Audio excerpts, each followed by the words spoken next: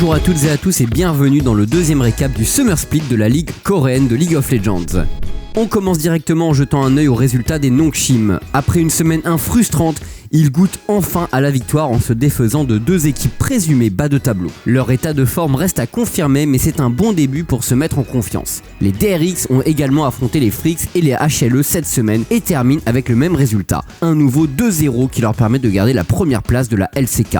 Place bien évidemment partagée avec les Gen.G qui continuent eux aussi sur leur lancée. Ils ont battu les Freddy Bryan, toujours très timides dans le jeu, mais également les Damwon grâce à un Singed support légendaire de Lehends. Les Damwon qui subissent d'ailleurs leur première semaine en 0-2 de l'année car ils chutent face aux deux finalistes du Spring Split. C'était une semaine délicate du côté Damwon. Pourtant, le match-up tant attendu entre Zeus et Nuguri penche du côté de l'ancien champion du monde 2020 très tôt dans la partie, avec un solo kill avant la 5e minute de jeu. Dès lors, l'action se focalise sur le topside. Galio, Twisted Fate, Pyke, les deux junglers, tout le monde y entre comme dans un moulin et l'avantage que Nuguri avait réussi à se créer se fait petit à petit atténuer. Il aura ensuite suffi d'une seule erreur de positionnement de Deogdam à la 21e minute de jeu pour que T1 prenne le contrôle total sur la game 1.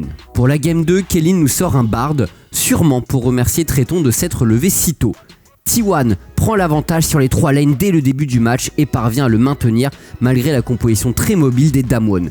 Les fights sont serrés et très disputés, jusqu'à ce que Faker Playmaker nous rappelle à quel point il peut être décisif. Un flashton sur 5 personnes qui crucifie les espoirs des Damwon. Cette équipe semble avoir besoin d'encore un peu de temps pour pouvoir prétendre défier le top 2 de LCK. Pourtant, ce n'était pas passé si loin face à Gen.G, si seulement Lehends n'avait pas fait un move qui lui attribue automatiquement notre MVP de la semaine. Ce fou furieux de Singed Support a réussi à voler un baron grâce au grimoire déchaîné en prenant le smite juste devant ses adversaires. C'est le seul à jouer ce champion à son poste au monde et il arbore un fier 100% de win rate avec une manière qui peut commencer à donner des idées aux autres joueurs. Pour l'instant, tout ce qui l'inspire, c'est la peur et ce ne serait pas étonnant de le voir ban les prochaines semaines. Point classement désormais avec un trio de tête DRX, Gen.G, T1, toujours invaincus qui prennent 2 longueurs d'avance sur le peloton à 2-2 dans lequel les Nongshim ont réussi à remonter.